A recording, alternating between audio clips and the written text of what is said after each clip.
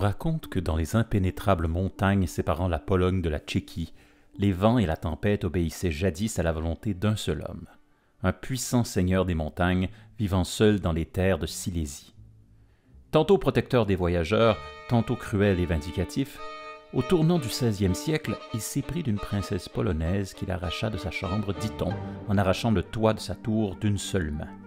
Comme sa captive n'appréciait guère d'être gardée en otage dans les montagnes pluvieuses, le terrible titan entreprit de lui forger des compagnons à même les navets qu'il cultivait. Ces personnages s'animaient comme par magie sous l'influence du seigneur des montagnes, mais pourrissaient rapidement comme les navets dont ils étaient issus. Cela donna à la princesse une idée. Elle déclara au roi de la tempête qu'elle accepterait de l'épouser s'il arrivait à compter tous les navets de son jardin, ce qu'il entreprit immédiatement avec enthousiasme. La princesse profita de la distraction pour s'évader, prenant bien soin au passage d'injurier son kidnappeur en l'affublant du sobriquet de compteur de navets, Rubézal, le géant. Bienvenue tout le monde, bienvenue en 2025, première pleine lune de 2025. Comment ça va, Sabrina? Ça va à merveille. On a closé 2024. C'était une Ouh! année assez intense et éprouvante. Mais j'ai l'impression une fin d'année, c'est toujours éprouvant, là. Ouais, 2024 Mais pour moi, ça a été éprouvant all the way. ouais, moi aussi, j'ai eu beaucoup de quests intenses et de changements. J'ai coupé des ponts, j'en ai tissé d'autres. On dirait que tout s'est passé en même temps, là. Vraiment une année de transformation, là, mais pour le mieux. Fait que je sais que c'est souffrant, mais c'est comme une poussée de croissance. Ça fait mal parce qu'on grandit. En fait, aujourd'hui, on va parler de poussée de croissance, mais bien plus encore, on va parler des géants.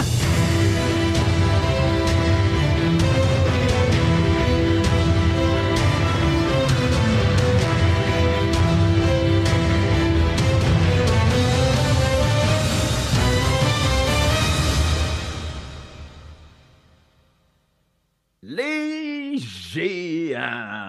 Et là, attention, Yes! tout de suite, je dois mettre un petit bémol parce que pendant la recherche, je me suis rendu compte que si on était pour parler de tout ce qui est géant, on n'aurait jamais fini. Alors, Non, c'est clair. je mets une frontière.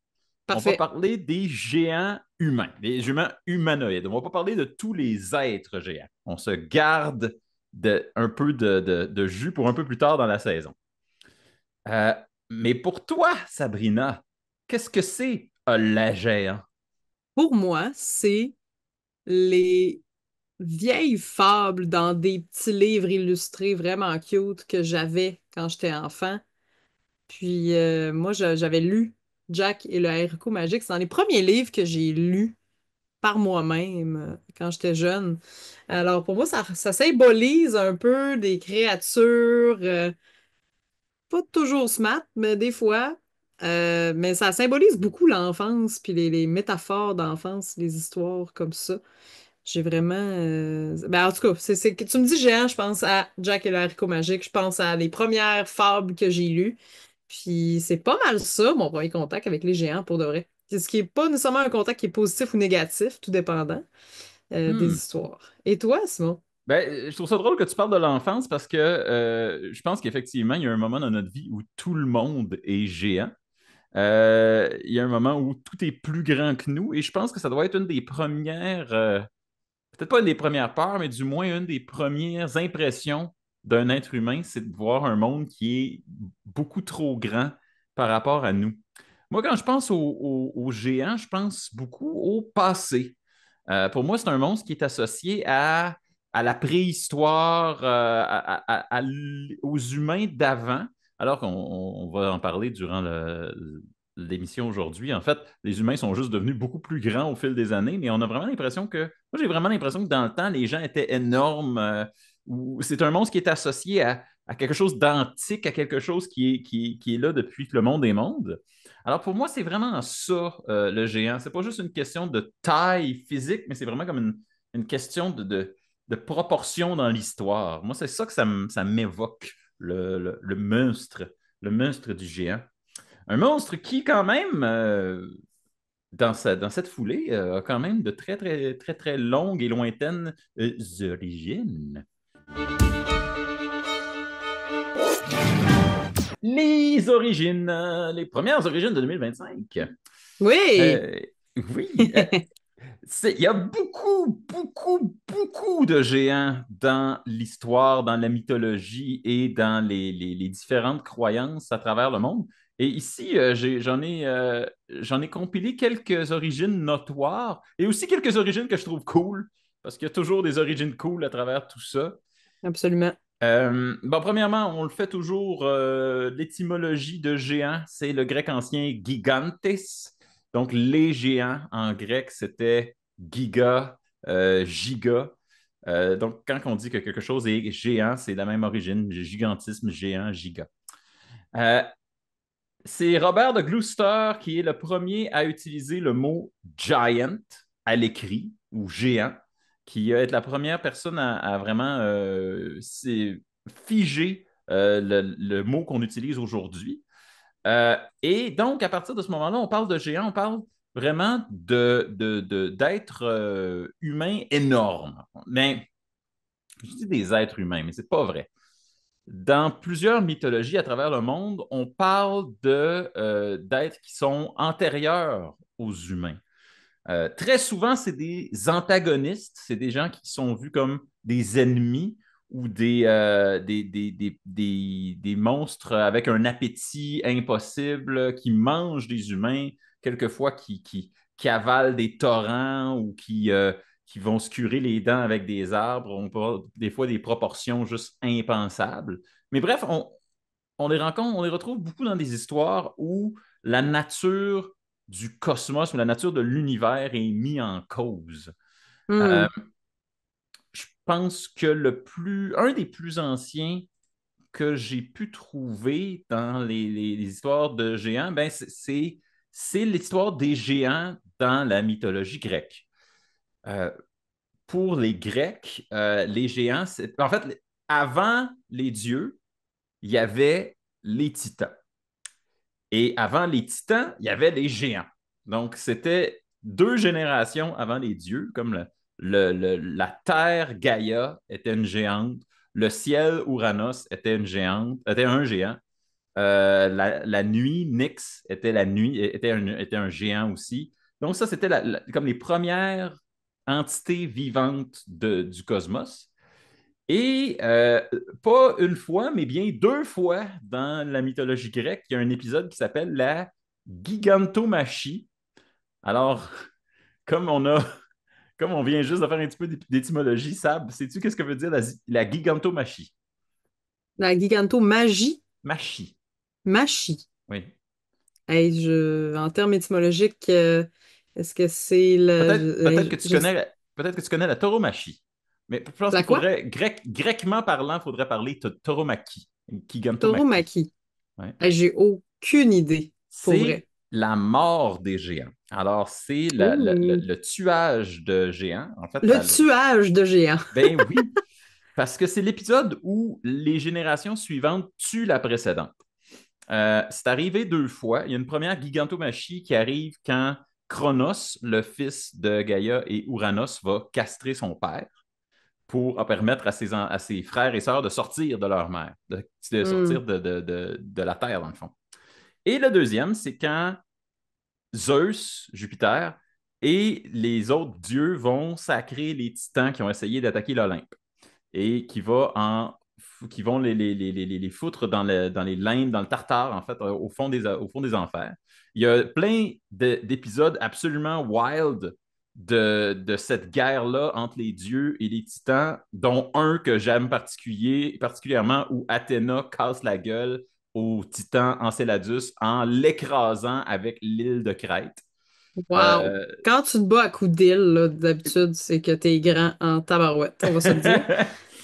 Donc, c'est ça. Il y a plein d'épisodes absolument Marvel Comics-esque là-dedans. Euh, Ça, c'est un des plus anciennes définitions des géants. C'est vraiment comme les ancêtres, non seulement des hommes, mais les ancêtres des dieux. Et il faut dire que dans plusieurs pays du monde, entre géants et dieux, il y a vraiment... La ligne est mince. Quelquefois, c'est juste une question d'affiliation comme avec les Jotun, qui sont les géants. nordiques qui sont, eux, les ennemis des dieux. Comme les dieux, comme Thor, Odin, Freya, ça, c'est tout sur Asgard ou Vanaheim, donc c'est soit des As ou des Vannes. Et les Jotun, eux autres, ils habitent dans les terres de feu, de glace. C'est des géants, mais c'est plus comme un nom qu'on donne à leur espèce. Ils ne sont pas nécessairement très, très grands. Il y en a qui le sont, mais ils ne sont pas nécessairement extrêmement grands tout le temps. On parle entre autres qu'il y a des héros un peu partout dans plein de mythologies qui seraient des enfants de géants et d'humains. Autant que dans la mythologie grecque, il y a Souvent, les héros, là, j'ai comme une vague mémoire que les héros sont souvent issus de quelque chose et d'un géant ou d'une géante, là. Oui, et c'est Genre assez... Hercule, peut-être, je sais pas, là. Hercule, c'était le fils d'un dieu et d'une humaine. Ah! Ah, Souvent, c'est vrai, ben oui. Mais il y en a que c'est fils de géants, ou en tout cas. oui, c'est ça. Et donc, il y a quelque chose qui est un peu mixte là-dedans. Il y a un symbole qui est un peu mixte. D'ailleurs, dans toute l'histoire, justement, avec les dieux nordiques, euh, Odin lui-même, le roi des dieux, est descendu et deuxième génération, le fils du géant Ymir. Et le géant Ymir, c'est le géant dont la dépouille a formé la Terre. Donc, C'est pas un c'est géant de glace aussi, Ymir, il me semble. Il n'y avait pas D'éléments. il y avait pas d'éléments encore à cette époque-là. Ymir, c'est un des premiers êtres de l'univers. Là. Puis Hmm. juste quand il est mort, son corps, sa dépouille est devenu la terre, son sang est devenu les océans. Il était grand de même. Euh, Ah, donc, c'est ça, dans la mythologie nordique, j'avais noté le premier géant de glace, ancêtre des géants tout court. oui, ce serait Ymir, ce serait Voilà. le géant des géants. Et aussi le Père des dieux, par extension. Et notre Père à nous, parce qu'on vient de la Terre, puis on vient de lui, dans le fond. Tout Mais il en a l'univers fait viendrait de des lui. enfants, Ymir, tabarouette. Ben, tout est poussé. On n'est pas tant ses enfants que des champignons qui ont poussé sur lui. Là. C'est un peu weird. Euh, Par contre, il y a vraiment des systèmes de croyances où les géants ne sont pas des dieux. Entre autres, dans le judaïsme, dans la Bible et dans la Bible hébraïque, euh, il y a des créatures qui s'appellent les Néphilim. Et là, j'étais vraiment content de tomber sur ça parce que je vois ça souvent utilisé, ce terme-là, Néphilim. Qu'est-ce que c'est un Néphilim?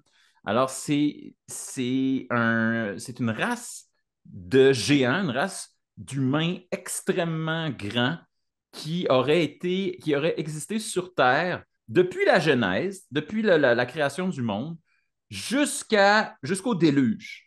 Et ils se seraient noyés dans le déluge. En fait, certains y auraient supposément survécu. Et c'est là que ça devient un peu... Oui, il resterait encore quelques néphilim. Et les noms, on en a qui sont quelques-uns qui sont nommés, entre autres Gog et Magog. Alors, Hmm. Gog et Magog sont deux géants qu'on retrouve un peu plus loin dans l'Ancien Testament et dans la Bible judaïque, dans la Bible juive, qui sont tantôt des personnes géantes, tantôt des armées de gens géants, tantôt un géant qui s'appelle Gog qui habite à Magog. Alors, vous pouvez chercher sur Pour vrai? Le géant de Magog. le Gog de Magog. Wow. Et donc, il y a quelques... Les définitions se mêlent et s'entremêlent. Dans l'hindouisme, il y a une partie, on parle que dans le premier âge du monde, il y a eu 4 âges du monde ou des Satya Yuga. Et dans le premier de ces 4 âges-là, les humains étaient gigantesques. Donc, les humains étaient eux-mêmes les géants. Euh, et il y a d'autres petites affaires. Ça couvre les grandes mythologies, mais aussi, j'en ai trouvé des cools. Par exemple, dans le jaïnisme, on n'a pas souvent parlé du jaïnisme à cette émission, mais il y a plein de petits détails cool dans la religion du jaïnisme, dans la croyance jaïniste.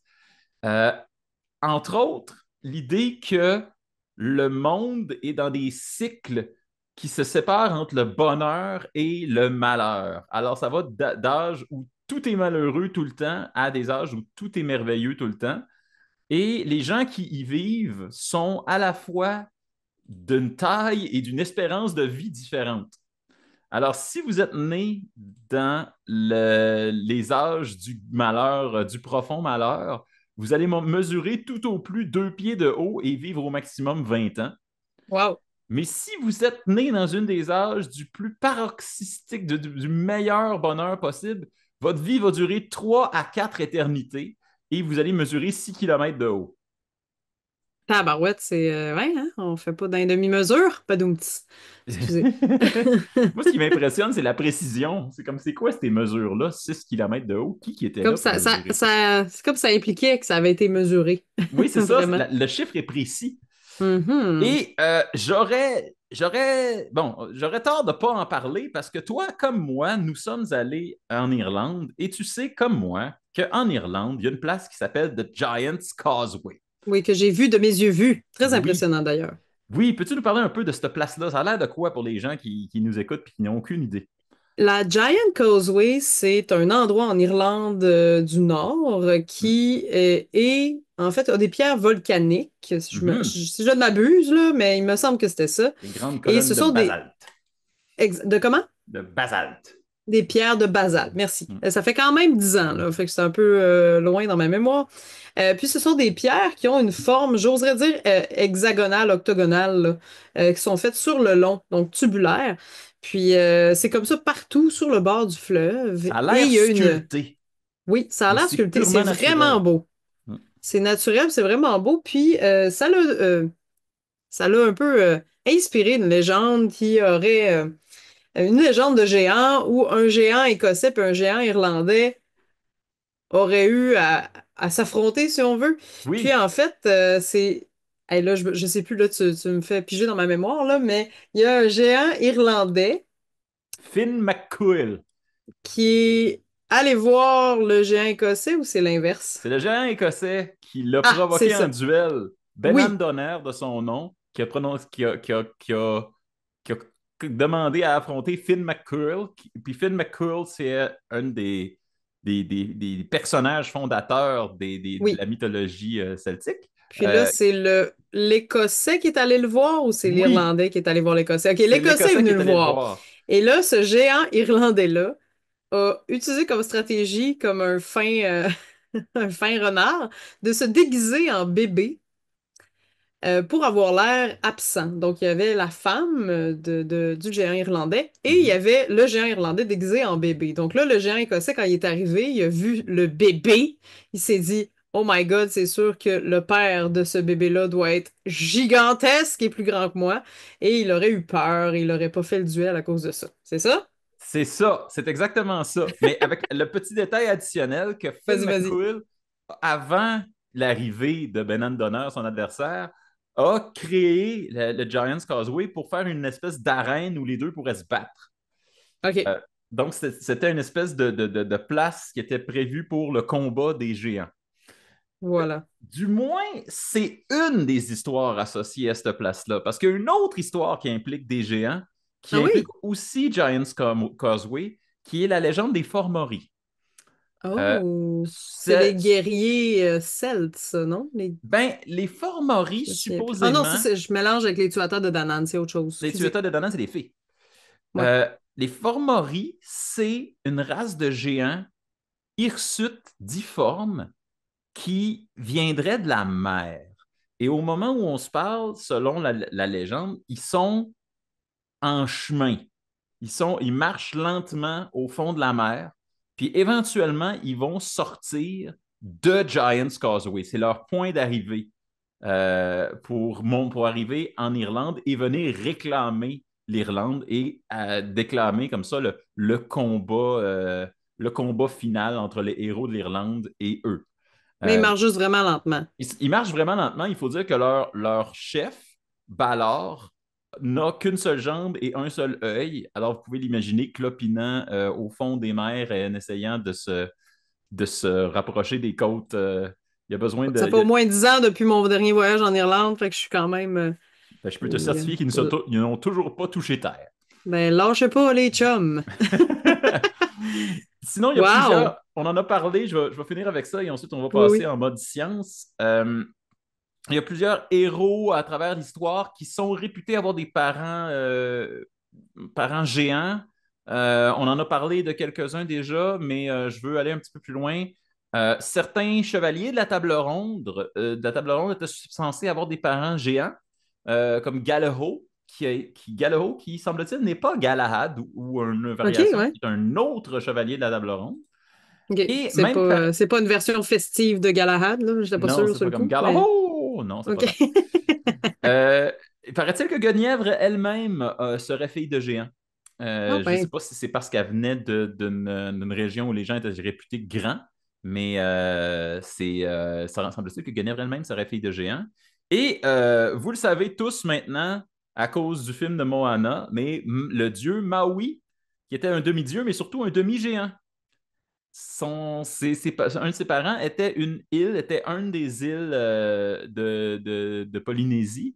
Et donc, mhm. Maui, c'était le fils de ce géant-là. Les géants étaient tous des îles dans cette histoire. Ah, c'est beau. Je trouve que le géant est une belle métaphore poétique pour des paysages plus grands que soi.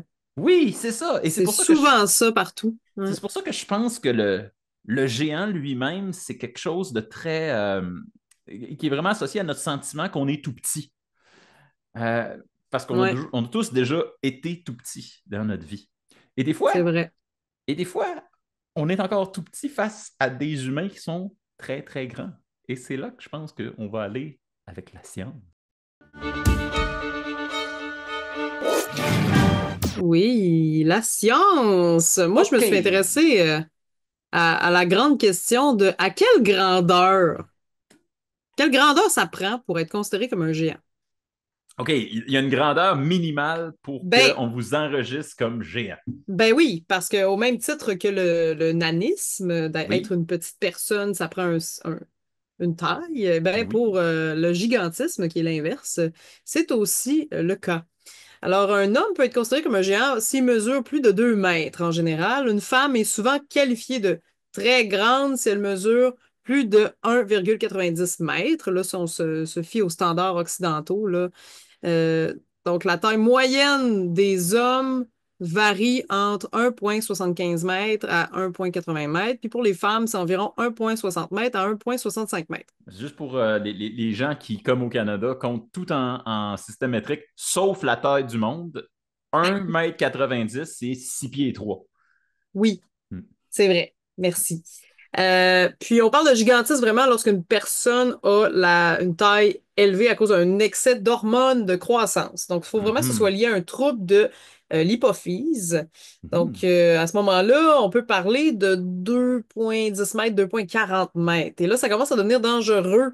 Pas juste au niveau de perception sociale, là, c'est sûr, tu vas dire quelqu'un de très grand. Moi, j'ai un ami, je salue mon ami géant. Du moins pour moi, tout le monde est un géant. Là. Je fais 5 pieds 4 dans la vie. Mais j'ai un ami qui s'appelle Nico Ranger qui fait 6 pieds 8. Wouh! Puis il est tanné de se faire demander combien il mesure. Il est tanné de se faire demander s'il joue au basket. Fait que arrêtez ça. Si vous avez des gens grands autour de vous, arrêtez de leur dire ça. Puis ils font tout leur possible dans les spectacles de plein air ou les spectacles debout pour pas cacher le monde. Mais à un moment donné, il faut bien vivre. Et voilà. Fait qu'au niveau de perception, au niveau de perception sociale, euh, on est d'accord, c'est juste quelqu'un qui nous dépasse vraiment beaucoup qu'on va se dire que c'est quelqu'un qui est géant. Mais Mhm. au niveau du gigantisme, on parle de causes qui pourraient être dues à plusieurs choses, soit des tumeurs hypophysaires, donc c'est Mhm. généralement une tumeur bénigne, donc c'est une tumeur qui n'est pas dangereuse, qui est dans l'hypophyse, puis ça entraîne une production massive d'hormones de croissance. Fait que ça fait que tu grandis trop vite, Oui, moi, puis exagérément. ce que j'avais lu, c'est que tu sais, une des grandes différences entre les tumeurs et les cellules non tumeurs, c'est qu'il n'y a pas elles n'arrêtent jamais de grandir.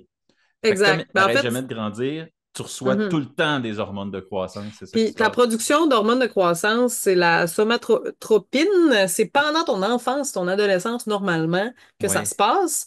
Puis là, c'est comme si tes plaques de croissance d'os se fermaient jamais. Fait que ça continue de Oui. croître. Puis c'est là que ça devient dangereux parce que c'est comme une croissance qui est inhabituellement rapide et Mhm. excessive.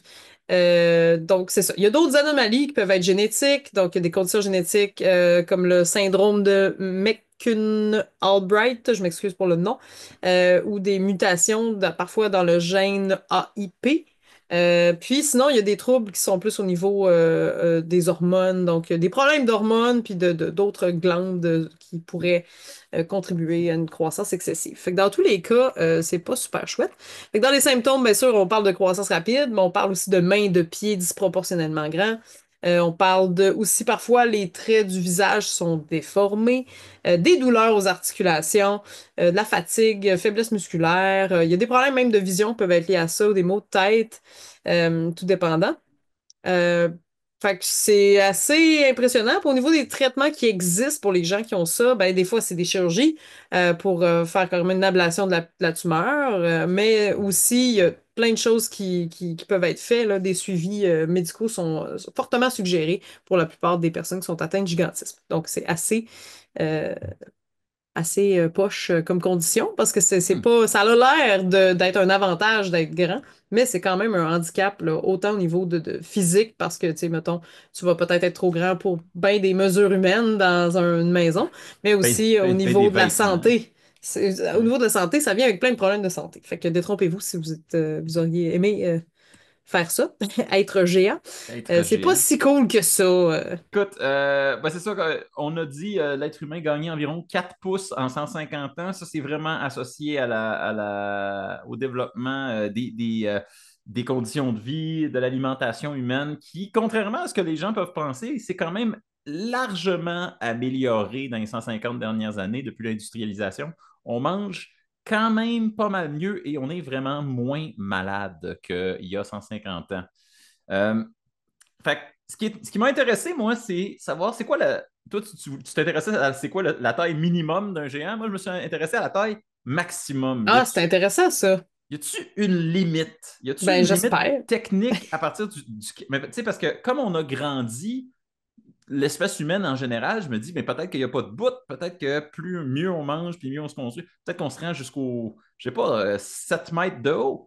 Mais il semblerait que, et tu en as déjà parlé, à partir d'un certain moment, d'une certaine taille, il y a plus, c'est plus possible, c'est plus génétiquement possible pour l'être humain d'être plus grand. Et les scientifiques sont pas mal d'accord pour dire que cette taille-là, c'est 9 pieds. Euh, 9 pieds. Pas le, plus. Mais j'imagine qu'un moment donné, c'est parce que tu. En fait, les gens décèdent prématurément souvent à cause du gigantisme, là. Je ne l'ai pas dit tantôt, mais. oui, mais tu parlais qu'il y avait des problèmes de santé, puis c'est pas juste un accident, c'est vraiment qu'à un certain stade, le cœur ne fournit plus la pression sanguine nécessaire. Euh, Exact.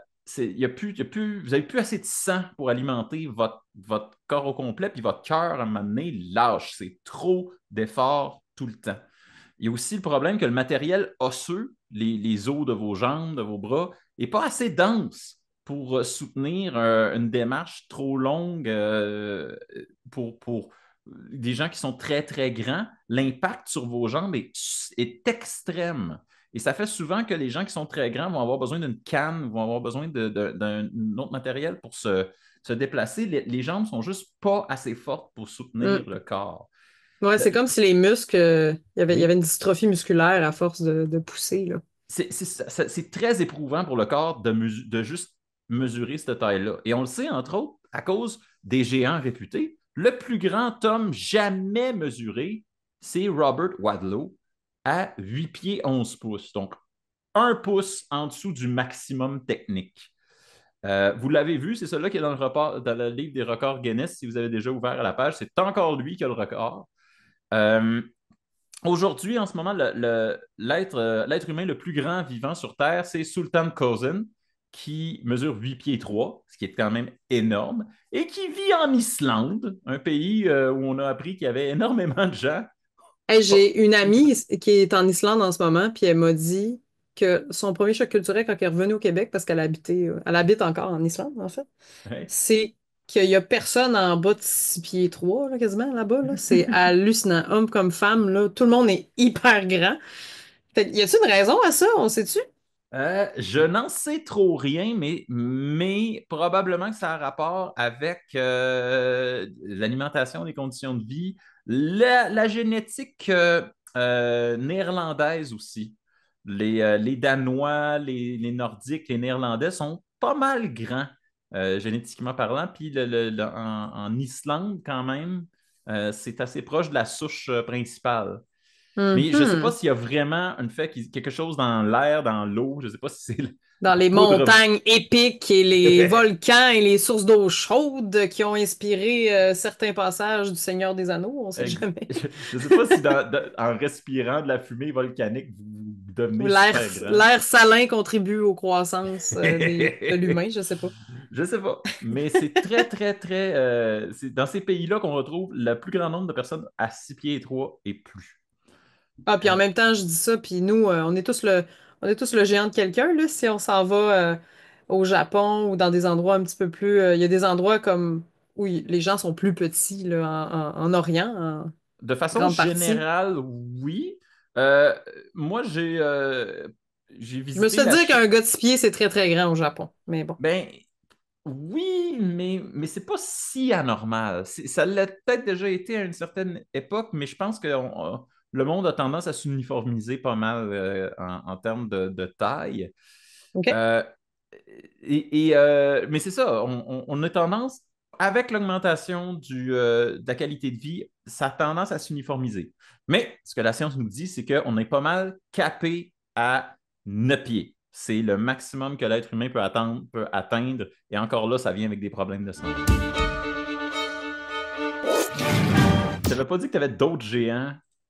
Oui, moi, j'ai quelques géants célèbres que Allons-y avec des j'aurais géants célèbres. nommés. Mais écoute, on en a parlé un petit peu tantôt, ça se peut que je renomme certains. Il y Est-ce avait que... Goliath, bien sûr, le géant qui a été vaincu par David dans Ah l'Ancien oui, Testament. le soldat philistin, qui selon la Bible mesurait exactement 9 pieds, mais dans les faits, Oui. il devait mesurer quelque chose comme 6 pieds 2. Oui. On a Atlas, qui dans la mythologie grecque est condamné à porter le ciel. C'est quand même Oui, assez poétique, je trouvais ça le fun. ben, Atlas faisait partie du monde qui ont écopé pendant la gigantomachie. Tous les titans ont eu un sort tragique et poétique. Atlas devait porter la voûte céleste, puis Prométhée devait se faire manger le foie tous les jours par un aigle. Ça doit pas être le fun comme réveil. Non.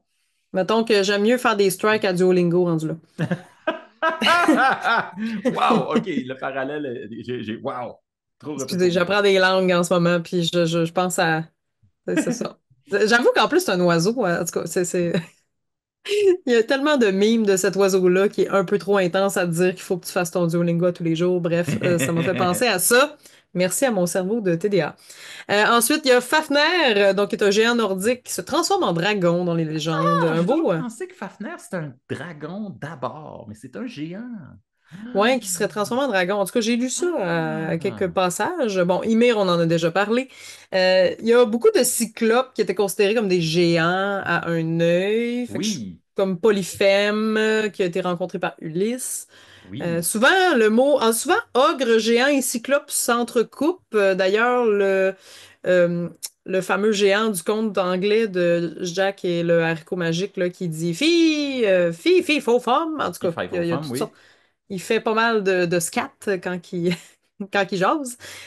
Aurait été considéré parfois comme un ogre, parfois comme un géant. Ça dépend comment c'est interprété. Fait que j'imagine que c'est probablement juste parce que la majorité des géants sont considérés comme des mangeurs de petites personnes. Ben, en fait, je vais utiliser ça comme plateforme pour te dire que l'ogre, en général, est considéré comme une variété de géants De géants, c'est ça, qu'on hein? trouve Mhm.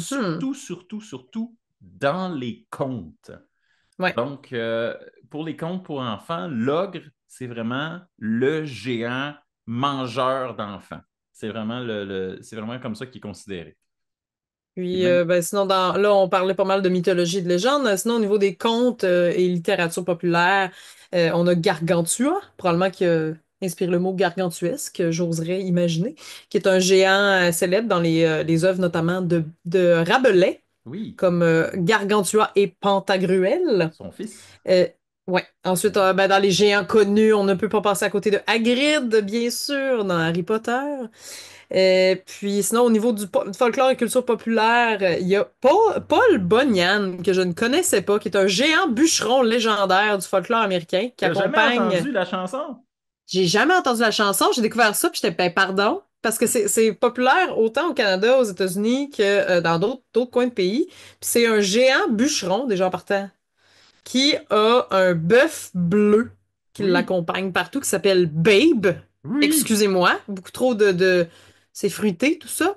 On peut-tu en parler? Comme, qu'est-ce qui se passe? Fait que je suis allée faire une petite recherche là, sur ce, ce fameux, euh, J'ai ce fameux un géant parce que j'étais bûcheron, comme oui. intriguée. Donc, Paul Bunyan, que c'est une légende qui est vraiment plus culturelle, patrimoine culturel des États-Unis et du Canada, mais il aurait apparemment créé les Grands Lacs, le mont Hood. Donc, en fait, les Grands Lacs auraient été creusés pour donner de l'eau à Babe. Ça me fait tellement rire qu'il s'appelle Babe, le bœuf bleu géant. Je sais pas si le bœuf bleu géant a un rapport avec le cochon bleu du Saguenay. Si quelqu'un sait ça, en commentaire, écrivez-nous, mais pourquoi bleu, je ne sais pas. Ensuite, le mont Hood aurait été formé par un rocher jeté par Paul lors d'une dispute. Je trouve ça quand même drôle. Et les Badlands, donc dans le Dakota du Sud, parce qu'on parle quand même de région du Minnesota aussi, Oui. aurait été le résultat d'une lutte acharnée avec un serpent géant. Puis apparemment que c'est un héros travailleur, puis c'est un symbole là, pour les bûcherons avec des récits comiques sur à quel point il était efficace pour abattre des arbres avec un seul coup de hache. Je trouve ça quand même le fun. Donc on parle vraiment de légende d'Amérique du Nord. Oui, Donc tellement d'Amérique du Nord, en fait, que son ouais. nom, Bunyan, serait probablement Oui, une adaptation anglophone du mot bon yen. bon. Ah, c'est tellement bon. C'est donc Ben oui. le mot, l'expression québécoise bon yen serait probablement l'origine Bon du mot yen. bonien. Ah, wow. On découvre nos propres mots québécois. C'était Pour donc nos amis français qui nous écoutent outre-mer, bon yen, c'est un patois québécois parfois qu'on utilise. Oui, Ben, peut-être plus nos parents, nos grands-parents, mais moi, ça m'arrive je l'ai encore. déjà T'as utilisé moi failli aussi. bon yen, c'est pas facile aujourd'hui. C'est très drôle. Donc voilà, bien sûr, André the Giant, donc le célèbre lutteur d'ailleurs, qui a joué dans Princess Bride, Ben puis qui est oui, considéré comme un géant dans la vraie vie, là, mais il est vraiment très, très grand, cet homme. Puis, qu'on connaît en France et au Québec comme le géant ferré. oui, le géant ferré, c'est vrai. C'est son Et nom. Au début, je pensais que c'était deux différents, mais c'est la même personne. Le géant ferré et Andre the Giant, c'est la même personne. ah, ben tu vois, tu me l'apprends parce que je ne savais pas. Fait que voilà, je voulais faire un petit palmarès des géants les plus connus Ben, parce que c'est quand même. c'est très, très bien. C'est très, très cool. J'en ajoute quelques-uns, si tu me Vas-y, permets. vas-y. Le géant vert, qu'on connaît à cause de son apparition sur nos cannes de pois verts et de notre maïs en grains, et à son C'est fameux ho vrai. ho ho, qui était Géant vert. exactement. Il y en a également d'autres. Bon, il y a Gargantua et Pantagruel dont tu as parlé, tous deux des créations de François Rabelais au 16e siècle. Et tous deux viennent de livres qui étaient pas des parodies, mais des espèces de pastiches des genres littéraires en vogue à l'époque. Pantagruel, c'était une espèce de pastiche de traités scientifiques, historiques, de moralité, tandis que Gargantua, c'était une espèce de pied de nez au récit chevaleresque de l'époque. Dans la littérature, d'ailleurs, il y a plusieurs géants. On parle que la sorcière blanche de Narnia serait une demi-géante. Ouh, Euh, wow. et il y a également un Big Friendly Giant, le BFG, qui me fait rire à chaque fois parce que c'est le titre de son propre nom, et de son propre livre et de son film.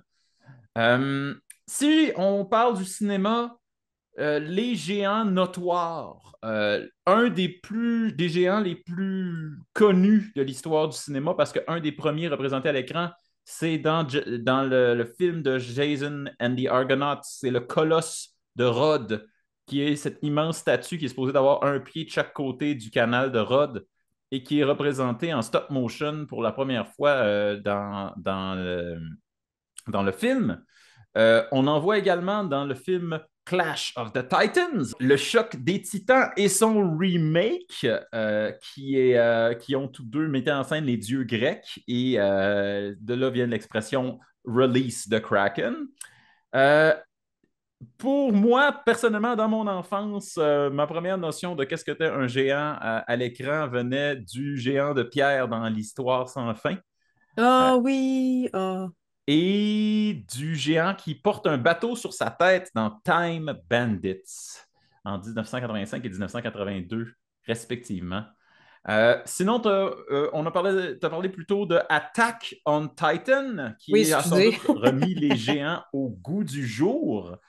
Et les géants qui sont représentés dans cette série animée sont des êtres vraiment, je dirais, presque un peu grotesques, un peu gargantuesques, des humains qui ont la capacité de devenir géants. Euh, Sinon, dans les jeux, il y a des demi-géants qui existent dans Donjons et Dragons comme choix de personnage. Ben, c'est sûr qu'il y a des géants dans Donjons et Dragons, mais le setting Dark Sun a permis aux joueurs d'incarner des demi-géants, donc des enfants de humains et de géants. Les jeux vidéo aussi, la série Dark Souls a beaucoup d'interactions avec des géants, mais aussi dans la série des Dark Souls, des Demon Souls, tout ça, les ennemis sont toujours plus grands que votre personnage. Même les plus bas ennemis, les ennemis les plus simples, sont toujours un petit peu plus grands que votre personnage. Donc, vous êtes comme trop petit pour ces univers-là.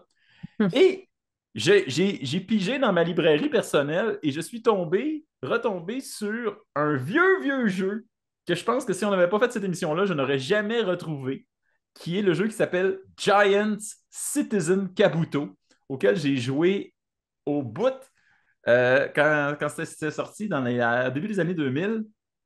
Et le principe de ce jeu-là, c'est que tous les joueurs, il y a une histoire que vous pouvez suivre, mais il y a un jeu multijoueur où chaque joueur incarne une faction différente avec des pouvoirs différents, mais il y a un joueur qui incarne un gros géant qui s'appelle Kabuto et qui saccage les bases et les trucs des ennemis. Donc, c'est vraiment c'était vraiment un multijoueur très varié et très le fun. Oui. Chouette. Nous sommes rendus à l'étape des suggestions gigantesques. Des Ouh, les recommandations. gigantesques recommandations. J'en ai deux cette semaine. OK, j'en ai une. So- Soyons fous. Voyons. Euh, un de mes films préférés, film de 1989, qui s'appelle Le Géant de fer. C'est un super bon 1999. film. 99, Ouais. c'est ça que je voulais dire, excusez. Donc, Le Géant de fer, un film de 1999. Ça fait quand même un bout. Puis, bon film d'animation. Je sais pas à quel point il a bien vieilli. Il Faudrait que je est le revoie. admirable. Encore C'est admirable, merveilleux, encore parce un que de dans mes mes souvenirs meilleurs films. d'enfance, ah, c'était extraordinaire. Et j'aimerais vous suggérer dans la littérature Oscar Wilde, parce que c'est vraiment un de mes auteurs préf. Il y a non seulement des chefs-d'œuvre littéraires, mais aussi d'excellentes citations qui font du bien, comme un bouillon de poulet pour l'âme. Alors, je vous recommanderais Le géant égoïste d'Oscar Wilde, qui est un conte quand même assez classique où un géant apprend à être généreux en se liant d'amitié avec un enfant. Puis c'est vraiment chouette. Donc, voilà, ce serait ça pour cette semaine. Pour ma suggestion, je voudrais proposer un autre jeu vidéo qui, je pense, est très cher au cœur de beaucoup de gens qui ont joué à des jeux dans ces périodes-là. C'est un jeu qui a été refait plusieurs fois, mais je pense qu'il n'y a rien qui va battre la première expérience de jouer pour la première fois à Shadow of the Colossus sur le PlayStation 2 à l'époque. C'était la première fois que vraiment on mettait en scène, en fait, que c'était le but du jeu de ressentir cette petitesse, se sentir tout petit devant des créatures. Toutes les créatures du jeu étaient énormes. D'ailleurs, c'était un des premiers jeux où le seul but, c'était de battre l'équivalent de boss, l'équivalent de créatures qui étaient énormes, des dizaines de fois plus grands qu'un personnage, et de les escalader pour trouver leurs points faibles. Moi, je trouvais à cette époque-là, et encore aujourd'hui, j'aurais de la misère à trouver un jeu qui Même s'il y a depuis eu des jeux qui étaient qui sont beaucoup plus vastes ou qui vous offrent un monde beaucoup plus détaillé, il y avait presque rien dans cet énorme monde-là à l'époque. Mais c'était justement ça le but. Le but, c'était de vous faire sentir comme tout petit.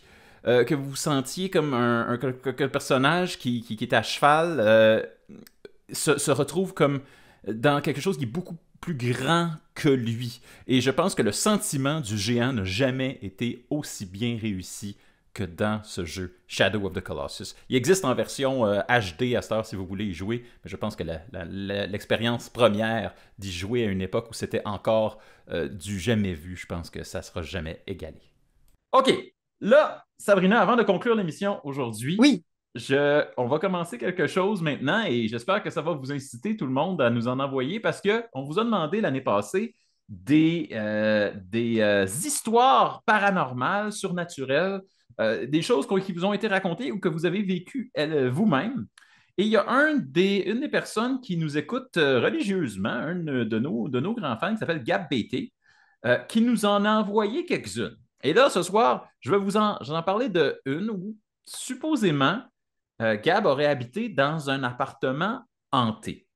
Et Ouh. il aurait une expérience toute particulière de ça, puisque son chien se mettait à à japper fréquemment contre le vide dans cet appart-là. Donc, déjà, quand les animaux réagissent, euh, c'est déjà suspect. Mais lui-même affirme qu'il a vu une jeune femme de 19-20 ans, translucide, qui marchait dans le couloir et qui passe à travers la porte pour entrer dans une chambre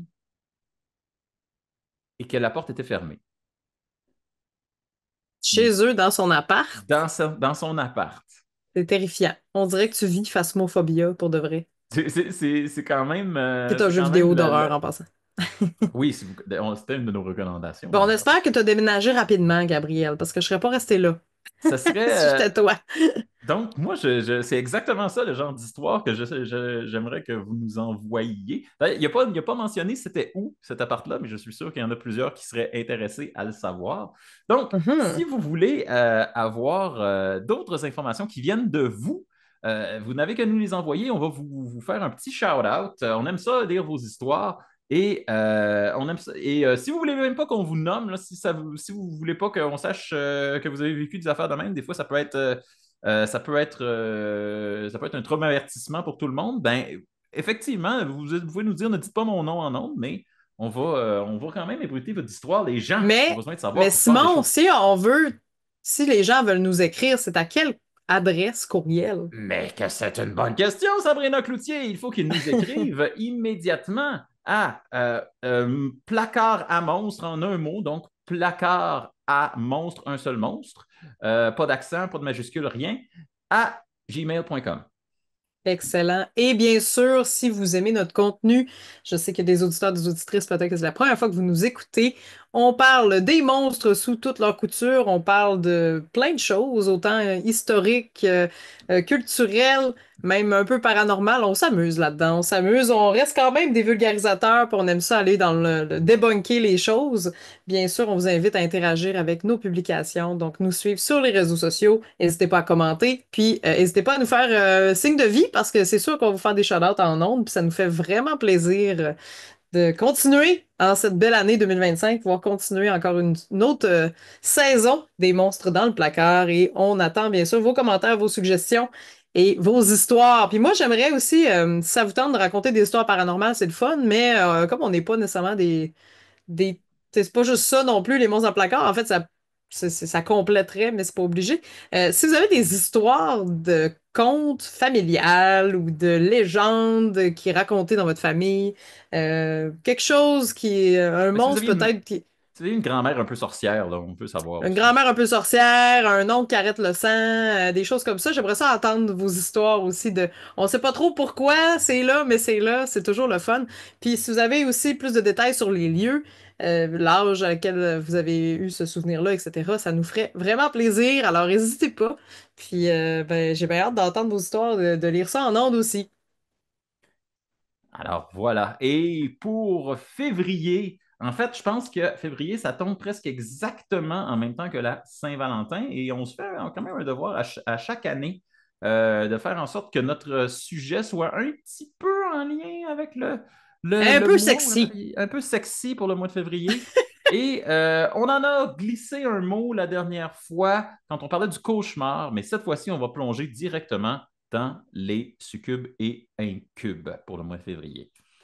Alors, merci beaucoup, Simon, et on se dit à la prochaine pleine lune. À la prochaine pleine lune, tout le monde.